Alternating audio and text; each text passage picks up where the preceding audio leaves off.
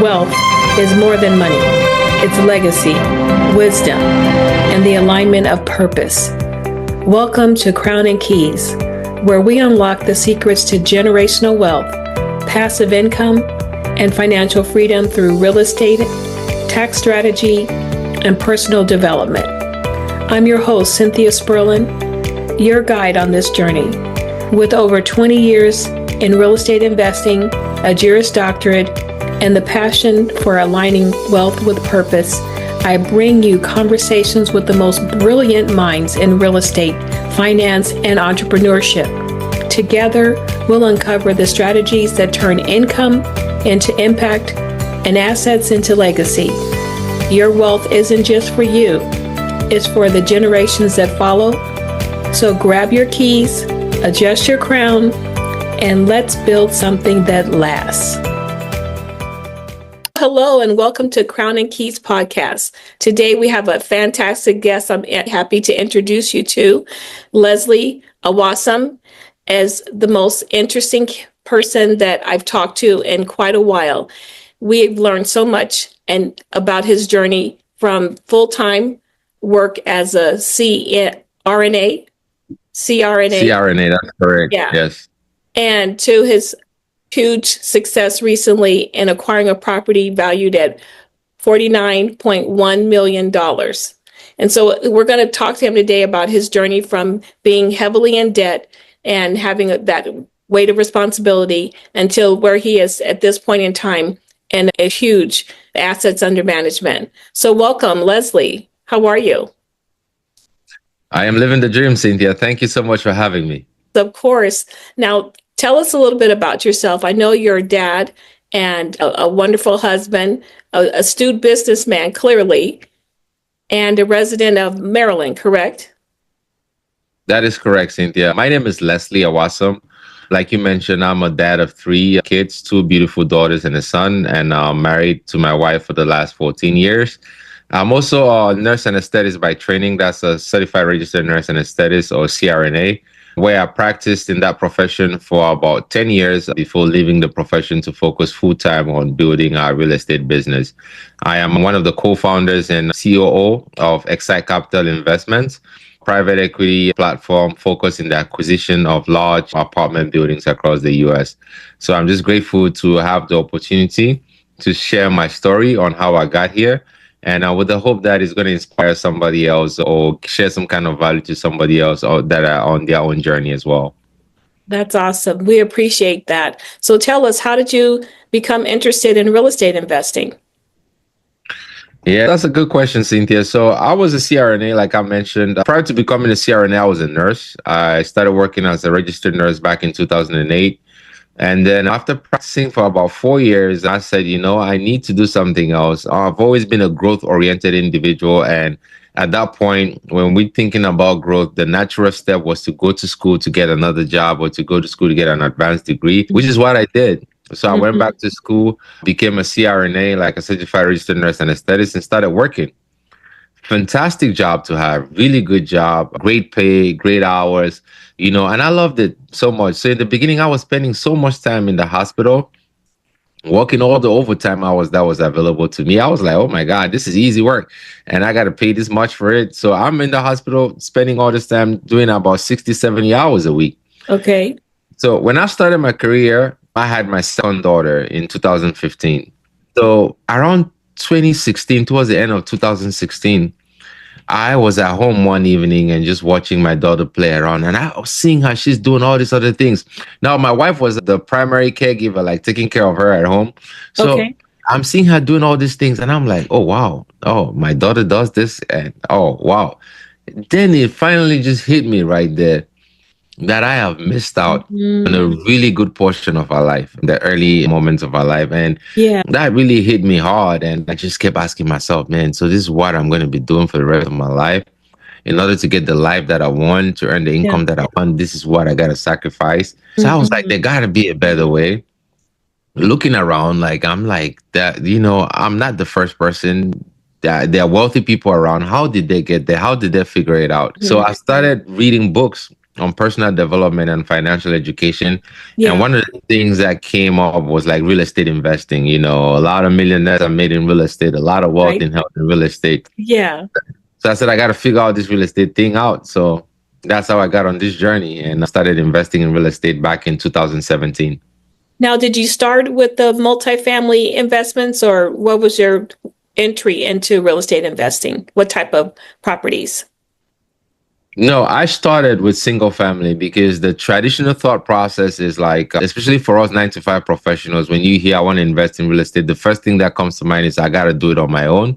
I want to figure out how to earn the income to go buy the property. That's what I did. So I read all the books. I signed up for like a mentorship program, hired a coach. And then I went out there and bought a single family rental. I still own it to this day in Greenbelt, Okay. Maryland. So I did a BRRR model, which is Yeah. buy, renovate, rent, refinance, and repeat. So that's exactly what I did. And the first, as luck will have it, although I made a lot of mistakes on that asset, but the first one went really well. Oh, When we good. went to the refi, when we went to the refi portion, the values of that property had gone up by about $77,000. And I was like, oh my God, this stuff works.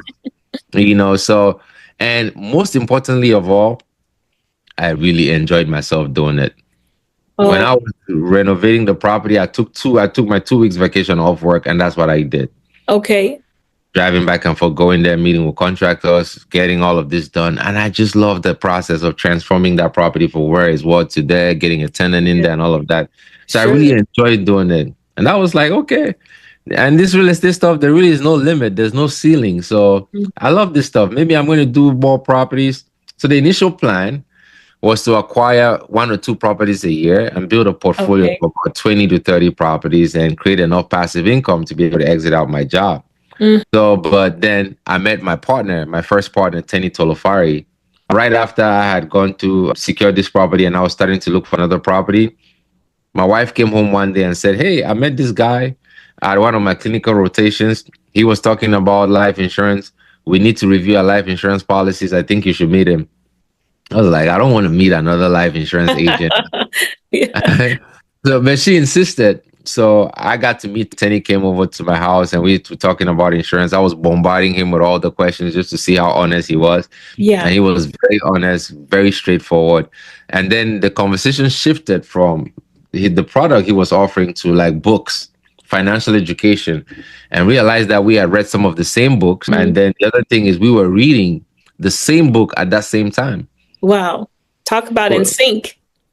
Yeah, I know. Yeah, so we connected on that, became friends, became accountability partners. I remember every Friday night for about 6 months, him and I used to meet at a coffee shop here in College Park, Maryland. Friday night after work, we'll leave our homes, go meet over there, and we'll play the cash flow board game. Oh, that's a fun game. We'll play for hours. We invite other people to play with us, and then we'll just talk business, learn about each other, learn from the game. We can tell about each other's money habits. So, yeah. So at some point, we saw that we had complementary skills, right? So we decided, hey, we're going to partner up and scale the real estate portfolio. And so when we partnered up, we started going out. We did a lot of research. We looked into buying more single family homes, renting them out. We looked into assisted living because I'm in healthcare, so that made sense. Sure. Then we came across multifamily, like buying these large apartment complexes. Yeah. And that made total sense. Yeah. That was a no-brainer. It was like, It was found the holy grail. exactly. It was a complete no-brainer because we realized that a lot of people in our community don't even know that this asset class exists. So what if we create a platform to go out there and educate members of our community on how to leverage these assets to create wealth? And that's the premise upon which Exec Capital was created back in 2019. Oh, that's wonderful. And so now you have over 200 million in assets under management. Now, so you're full-time clearly at this point. Yes.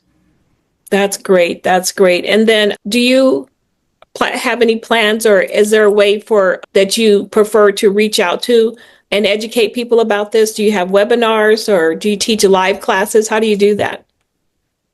That's a great question, Cynthia. Education is a very important part of our platform. When we came out, most members of our community knew nothing about these assets. The way we've been able to grow is by educating. Over the years, we do like a monthly webinar every first Monday of the month. Okay. When I started out, I was teaching an underwriting class every week on Tuesday nights. But now we've transitioned all of that because over the years it was like different bits and pieces all over the place. So we've transitioned all of that to create like an exclusive community. It's called the Beyond 9 to 5 Club. Obviously, like for that. 9 to 5 professionals that are thinking beyond the 9 to 5. So we Mhm. created this exclusive community. There we have a ton of we have courses, we have a ton of education. We get on there, we have an event at least once a week, and we're working in to have like Q&A sessions and all of that. So that's going to be our ecosystem where we provide a ton of education, and we bring in other experts that we meet along our journey as well that Oh, know I stuff love that that. we don't necessarily know, and they come in and teach members of our community because we truly believe that true generational wealth is not the assets, it's not the money, but the knowledge. Yes, 100%. Yes. Yeah.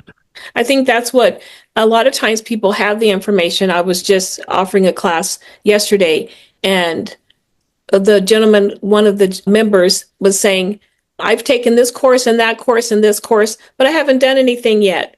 And there's the problem. A lot of people read books and take courses, and they go home and they return to their old self, the one that's kind of procrastinating and overanalyzing. What do you think is what keeps high income professionals, broke and not moving forward? So there are multiple reasons, but what I've seen is the knowledge that we've been fed. Right? Is the foundation that we've built that knowledge upon. Like I can remember very well. You make a very good point. I remember very well when we started our multifamily journey. We went and joined one of the weekend coaching programs and did the weekend class. Yeah. Very valuable knowledge. But I can tell you that in that room we had about 150 people, each person paying about $5,000 each to be there that weekend. But out of that 150 people, we are the only 2 people that came out of there and created something that is successful. Isn't that something? Yeah. And I've been fascinated by that. I've been trying to ask myself, like, what is it that makes the difference, Yes, that is the $1 million question. And what we found is one of the things, there are many factors, but one of them is like you really got to have a strong enough why. You got to have a reason that is bigger than you. A vision. Yes, a vision that is bigger, a vision that can fit more people than you. Because if it's just about you, we can give up so fast on ourselves. But when it involves other people, it's hard to give up. 100%. Yes, it's like you have this assets under management that grew over time, but now you're teaching other people, and so that energy just grows and grows, and you're blessing other people and their families with this information and the action that follows with it.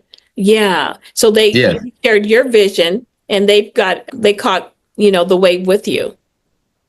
Yeah, like I'll give you a good example. When we say we have $270 million of assets under management, my partners, Dr. Oni, Tenny, and I don't own that assets by ourselves. Yeah. We own it with a community of other hardworking, busy professionals that are passive investors in this deal. So they are co-owners in this deal. And when we came out and started giving the education, they kept telling us, we've always been looking for somebody like this in our community, and we are glad that you guys started.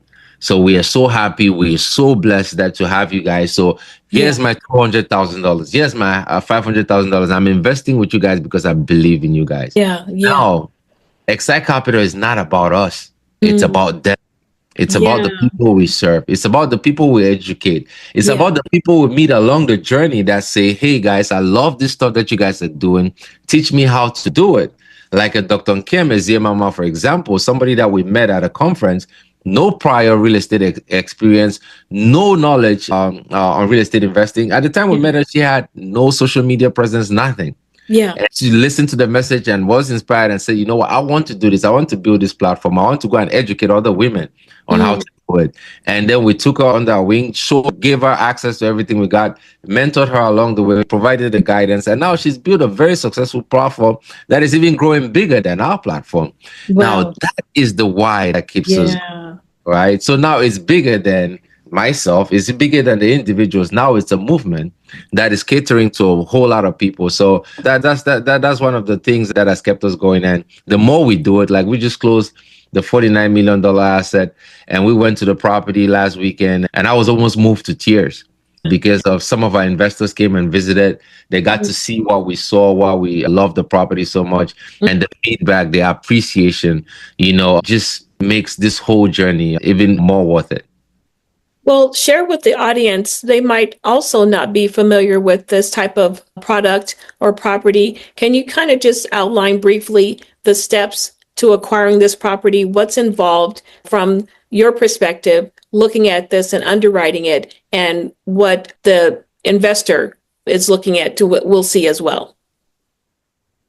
That's a great question, Cynthia, because a lot of times we get too excited and talk about it. People misinterpret it for thinking it's just buying a property, right? So I like to say that there's a huge difference between buying real estate and investing in real estate. So the investing takes a whole lot of work to find the assets that's an investment, not a property. Okay. So to get to buying this asset, it took us a lot of work. We have an entire team of about 12 people. We reviewed over 2,325 assets, opportunities that came to market. We went through an underwriting process because we have like a very stringent selection process where we could easily filter assets very early on in the process. So they run to our filter system. This doesn't pass. Okay, this passed the sniff test. We take them to the next level, do another review. If that passed that second sniff test, then we take it over to underwriting. The underwriting is where we go in and look at the financials, look at everything, all the history about the assets, and then we formulate a business plan on how that asset will perform over time. Now, on that business plan, we know what our offer value is that will make sense for investors, that will keep our investors' capital protected. Okay. So it's that value that we take and offer now to the seller. And a lot of times we don't win because we are very conservative in our approach. And so you go through that process of putting out offers, and then finally you find one that makes sense, that aligns in everything that you want, like Grove Park View, which you just closed upon, and then we submit an offer. And on deals like that, we can be on our offers a little bit aggressive, not on the pricing, but on terms, because we know it's a really good asset and that is going to be a good investment for members of our community. So it does take a good amount of work, but for those that love the real estate game, that love to learn real estate game, I don't want you to be intimidated by this. It's not impossible. When Dr. Oni and I started, we had nobody. And we make it easy, even simpler now for other people to do it, because we help people, introduce them to our networks, give them access and teach them how to do it. Even the underwriting process that used to take us about 5 hours to underwrite a deal, we created a proprietary system that decreases that process down to about 30 minutes. So, so it's not impossible. Our goal is to really create access to help other people invest in this and to create other Exec Capitals, because there are a lot of opportunities out there and we cannot buy it all by ourselves. That's really great. Now, there's this famous book called The 4-Hour Work Week. Now, in this change of career, how many hours are you working? I've read that book and I know the whole premise of the book, but I hate that topic. I hate the subject, like the title of the book, because it's a little bit misleading. As an entrepreneur, the work never stops. Yes, 7 days a week. Or 7 days a week, 24 hours a week. The asset I'm telling you about that we just closed, it was a challenging transaction to take it all the way to the end because it was a very large transaction. And during that period of time, I was sleeping about 4 or 5 hours a day, some days even 3 hours, because it's a constant part of work. But now when you're starting out, if you're starting out as an entrepreneur and you're thinking that you're going to be working 4 hours a week, it's not even worth the start. You're dreaming. Yeah, it's not even worth the start. It's like you got to put in the effort. Yes. You got to put in the work to build it. And it goes back to the same thing to our balance. And no, it's more of an integration. Think about it. You're a professional, you're a lawyer, you're a nurse, you're a doctor, or whatever profession that you're in. When you were going through school to achieve that degree, how many hours a week did you spend on it? Countless. Exactly. So you cannot expect to come and be building $1 million enterprise and expect to spend 4 hours a week on it and make it work. Now, when you grow it to a certain level and build the systems and have the right people in the right seats, then you could achieve the 4-hour work week. But in the beginning, right now, I love to say my business is my life. I do allocate make sure that I structure time to have time with my family. But I love what I do. I really love it. I really enjoy it too. So to me, it really doesn't feel like work. I'm not exchanging my time for money. I'm building something for the future.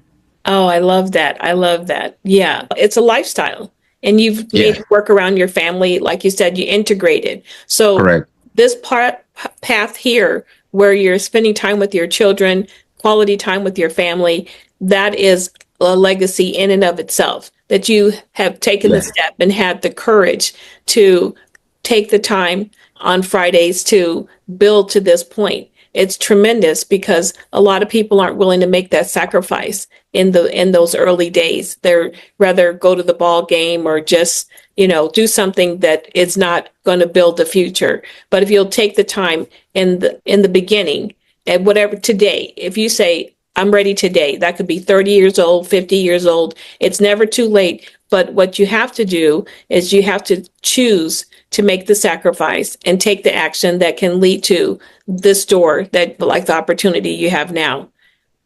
So I really applaud you for that. So what's the Thank you. fastest path to financial freedom? The fast path, especially for you, a 9 to 5 professional right now, is you start leveraging what you already have to start building. Was that your 9 to 5 job is your greatest asset that you have? That's one of the things that we emphasize. I know there's a lot of movement out here saying quit your 9 to 5 job and do this. No, our philosophy is do not quit your 9 to 5 job. Leverage it. As a matter of fact, take advantage of it. Maybe even go talk to your boss and ask for more income. Then you start leveraging those hours that you're spending to build for the future. So one simple concept that I learned is, I don't know if you're familiar with like the cash flow quadrant, where you have like the E, the S, the I, and the B side of the quadrant. So the E is like the employee, where you're exchanging your hours for money. The S is the small business owner, still exchanging your time for money. And the other side of the quadrant is where you have the B and the I. Yeah. Now, a lot of us employees, when you see that quadrant, you feel a certain sense of guilt. Like, I'm in the E quadrant. How do I get myself over there? Do I just quit my job and jump on over there? But here's how I was able to hack that quadrant to build to the point where I was able to escape the E quadrant. Yeah. So I looked at my 12-hour shifts that I was working in the hospital. And I said, okay, I'm working 12-hour shifts. I get paid this hourly rate for all these 12 hours. When I started, I said, okay, out of my pay for the 12 hours, I'm going to take 4-hour pay and start putting towards B and I activity. Exactly. Whether it's investing in knowledge to build a business or start investing in assets that produce income over time. Right. Now, if you start by doing just that simple step, right, it does a lot of things. It eliminates the guilt of you feeling like you're exchanging your time for money, because a lot of times when you hear people talk about financial freedom and you feel guilt, it eliminates that, because your job now becomes an asset that is building you towards that freedom. You just have to take a portion of the time that you're already given and start dedicating that income towards B and I activities. It could be investing in real estate passively, investing in the markets, or investing in education in an area that you want to learn about. You want to start a business, move some of that capital towards that education. And if you do that over time, you're going to find yourself in a position where your B and I activities overwhelm the E and the S. And that is when you walk away. Love it. That is fantastic. Yeah, I love that. Now, that's something that you can put into action immediately. That's a gold gem. Right. Yeah, right now, today.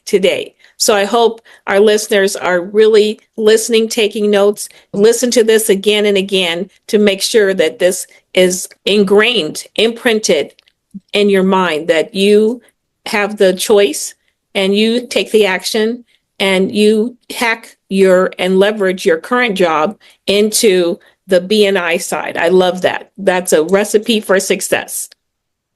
Thanks for that, Leslie. Is there anything else you want to share with our audience before we wrap up today?